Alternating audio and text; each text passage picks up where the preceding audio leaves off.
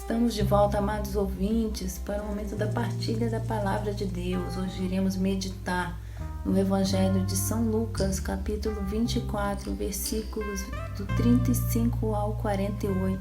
Vai pegar a sua Bíblia, a sua palavra para esse momento que Deus vem falar conosco, vem trazer a sua boa nova. Proclamação do Evangelho de Jesus Cristo segundo São Lucas. Glória a vós, Senhor. Naquele tempo, os 2 discípulos contaram o que tinha acontecido no caminho e como tinham reconhecido Jesus ao partir o pão. Ainda estavam falando quando o próprio Jesus apareceu no meio deles e lhes disse: "A paz esteja convosco." Eles ficaram assustados e cheios de medo, pensando que estavam vendo um fantasma. Mas Jesus disse: "Por que estás preocupados e por que tendes dúvidas no coração? Vede minhas mãos e meus pés, sou eu mesmo. Tocai em mim e vede. Um fantasma não tem carne nem ossos, como estás vendo que eu tenho."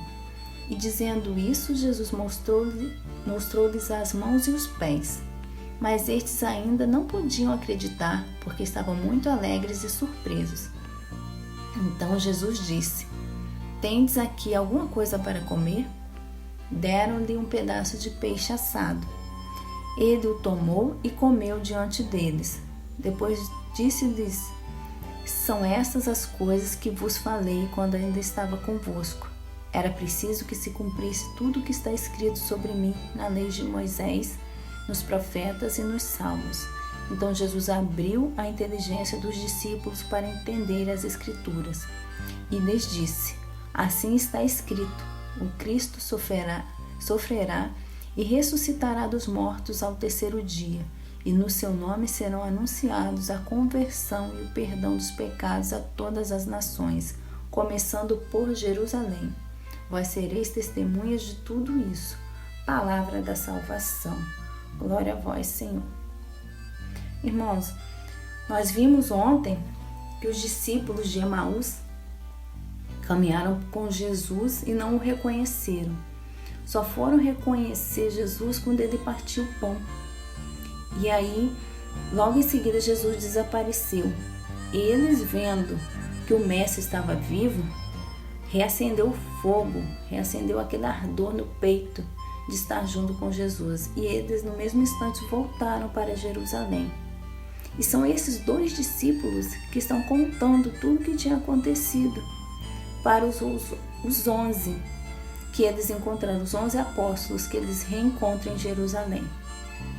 E eles, quando ainda estão contando, Jesus aparece novamente no meio deles, saudando, desejando a eles a paz, e eles novamente ficam assustados. Eles, e na palavra não especifica se foram só os 2, então parece que foram eles e os 11. Ficaram assustados com a chegada de Jesus. E Jesus os mostra as mãos e os pés e fala: "Sou eu mesmo, tocai em mim e vede." Porque eles acharam que era um fantasma. E Jesus mostra que um fantasma não tem carne e osso como ele tem. E no versículo no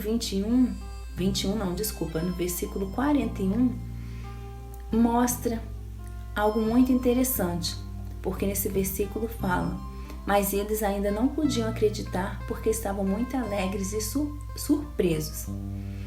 É interessante que um dia antes, aqueles homens estavam indo tristes para a sua terra, estavam tristes indo para Emaús, e tiveram Jesus ao seu lado e não o reconheceram por conta dessa tristeza que os abatia. E agora eles estão alegres, surpresos, mas também não conseguem acreditar. Isso é um alerta muito grande para nós, porque a gente também passa por essa incredulidade muitas vezes em Jesus, ou por esse distanciamento de Jesus.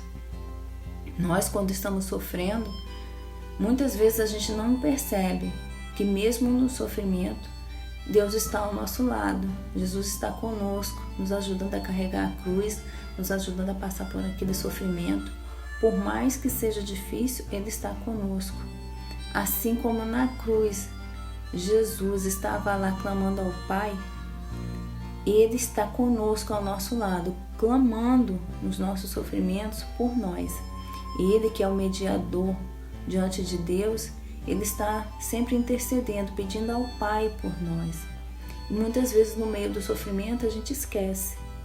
A gente não consegue orar por conta das preocupações, a gente não consegue pedir direito, a gente não consegue se concentrar para falar com Deus do nosso sofrimento. Às vezes um olhar fala mais do que as nossas palavras, porque é a única coisa que a gente consegue fazer. São as nossas lágrimas, os nossos choros, é o que a gente consegue entregar para Deus. E quantas vezes a gente se sente abandonado no meio do sofrimento, a gente pensa, Deus não está comigo. E Ele está, assim como estava com aqueles discípulos de Emaús, caminhando com eles, e eles não o reconheceram. Jesus está conosco o tempo todo, e a gente não percebe. E no momento de alegria, acontece infelizmente a mesma coisa. Quantas vezes a gente passa pelo sofrimento, passa pela dor, e a gente pede, a gente clama, e a gente fala que Deus não está conosco, aí depois a gente vai e suplica e pede, muitas vezes faz promessas e muitas orações, e Deus nos atende. E quando passa a dor, o que a gente faz? A gente esquece de Deus. A gente não consegue perceber ou não dá valor à presença dele do nosso lado.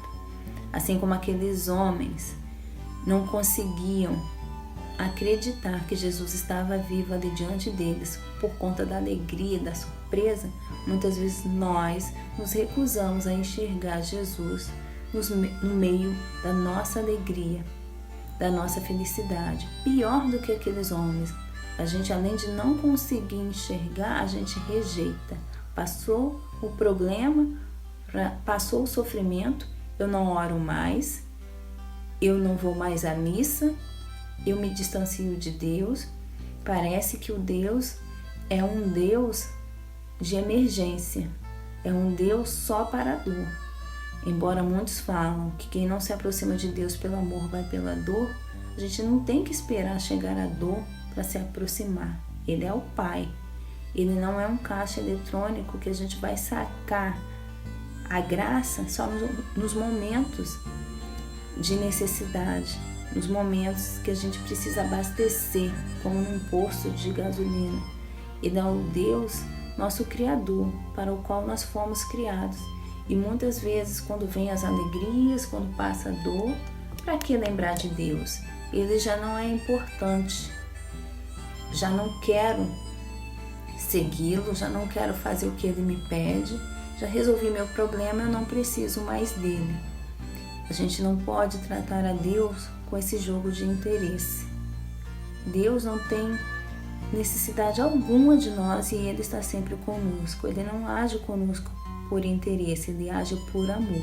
E ao contrário, nós que dependemos dele para tudo, agimos muitas vezes com Deus por interesse. Como são as nossas orações? Se a gente fosse avaliar percentual, a quantidade de orações que a gente faz, quantas são de agradecimento, quantas são de adoração e louvor a Deus e quantas são para pedir. A gente sabe que Deus disse que para a gente pedir muito, Ele quer que nós peçamos porque Ele é nosso Pai, Ele quer nos atender. Mas Ele também quer ser amado e louvado por nós. A gente não pode tratar a Deus, como eu disse, como um caixa, que eu só vou a Ele para pedir o que eu preciso e depois eu esqueço. Eu louvo a Deus, eu o reconheço como meu Criador, como meu Salvador e rendo graças por isso. Eu louvo a Deus por tudo que Ele já me deu. Eu agradeço, eu tenho gratidão. A própria Sagrada Escritura nos mostra quantos homens foram curados, quantas pessoas Jesus livrou de demônios, de doenças, quantas pessoas Jesus ressuscitou e quantas pessoas foram agradecer, quantas pessoas estavam com Ele ao pé da cruz, quantas dessas pessoas que Ele curou, que Ele ajudou, tiveram a preocupação de estar com Ele. Quantas, de repente, estavam até ali pedindo para que Ele fosse crucificado. Isso serve para nós. Nós muitas vezes buscamos o nosso Deus só nos momentos que nos interessam, nos momentos que eu acho que eu preciso dele. E na verdade, nós precisamos desse Deus a todo instante. Como os discípulos, nós corremos o risco de não enxergá-lo nos momentos de tristeza porque achamos que ele nos abandonou. E também não enxergá-lo nos momentos de alegria, porque aí eu acho que eu não preciso dele, está tudo bem. E quando é que eu vou enxergar Deus perto de mim? Quando é que eu estarei unida com ele? A vida passa, o tempo vai passando. Há pouco tempo estávamos no Natal, agora já passamos a Páscoa e o tempo vai correndo. Quanto tempo eu vou desperdiçar?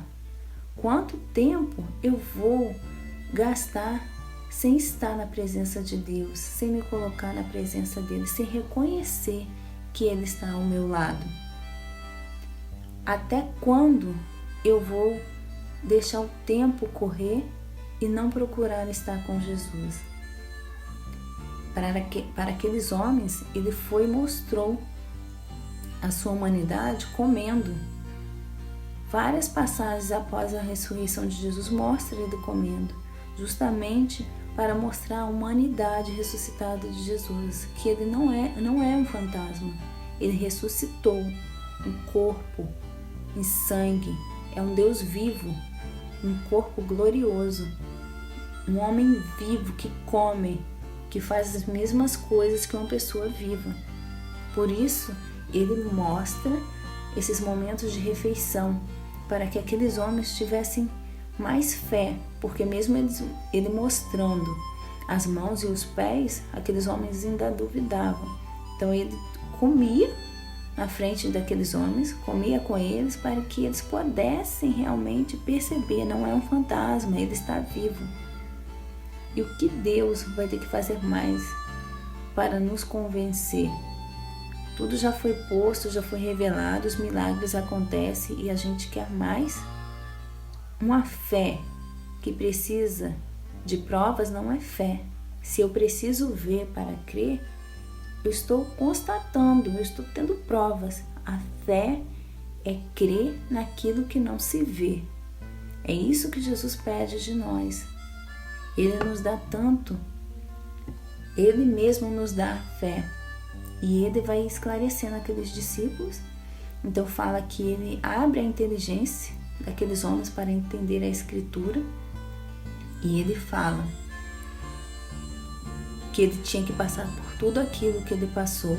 Novamente ele fala com aqueles homens e vai falando da conversão, que pelo seu nome muitos seriam convertidos, seriam perdoados dos pecados a partir de Jerusalém e indo para todas as nações.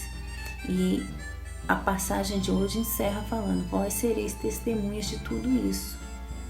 Não só aqueles homens, mas nós também somos testemunhas de tudo o que Deus faz, de todo esse processo de conversão, de perdão dos pecados, de toda a evangelização.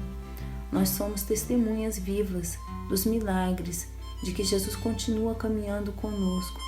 Por isso, precisamos pedir também, se nossos olhos ainda estão fechados à presença de Deus, que Ele abra os nossos olhos para que possamos enxergá-lo.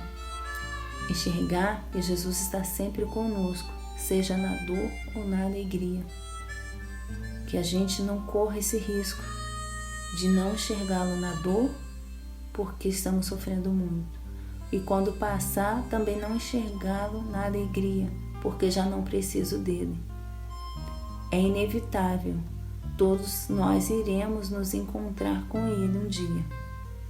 E que quando a gente se encontrar, a gente se encontre com um amigo, a gente se encontre com aquele que já estamos acostumados a conviver, com quem estamos sempre na presença e sabemos que ele está conosco.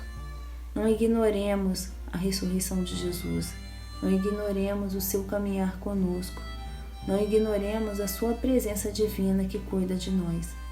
Vamos pedir à Santíssima Virgem Maria que ela nos dê essa graça. Nós podemos ver que nesses momentos iniciais da ressurreição de Jesus, Nossa Senhora não está presente. Por que ela não estava presente? Porque ela já sabia. O coração de mãe, o coração unido a Deus, já sabia que Jesus estava ressuscitado, que ele ia ressuscitar. Ela não vai ao sepulcro, como os outros foram. Ela não está, naqueles primeiros momentos, não fala da presença dela. Por quê? Porque ela não era como aqueles outros. Ela não precisava vê-lo para saber que ele ia ressuscitar. Conhecedora e íntima de Deus como ela é, ela já tinha certeza da ressurreição de seu filho. Ela não precisava tocar no seu corpo. Ela não o tinha como um fantasma. A fé da Virgem Santíssima já sabia da ressurreição de seu filho. Peçamos a ela que nos dê uma fé viva, uma fé que creia na presença do Deus sempre conosco e esteja sempre na presença desse Deus. Essa união que começa aqui na terra e vai nos levar para a vida eterna. Amém. Vamos continuar a nossa programação.